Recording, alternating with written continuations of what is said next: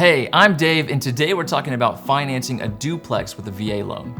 Financing a duplex with a VA loan is very similar to financing a single-family home. You must qualify for VA financing and meet the minimum requirements for VA loan approval. If you have plans to use the additional unit as a rental property, you must plan to reside in one unit as a primary residence and occupy that unit within 60 days of your closing. If you're thinking about using rental income earnings to qualify for the duplex, here's what you need to know. If you currently have tenants, we can use 75% of the rental income earned by the property to help you qualify for the duplex. If the units aren't occupied, but you plan to have tenants in the future, it's possible to use your projected rental income earnings if you have experience as a property manager. If you're interested in qualifying for a duplex with a VA loan, we have an experienced team of VA experts that can answer your questions and help you plan for this type of purchase. Visit ovmfinancial.com/contact to get in touch with our team of our VA loan pros.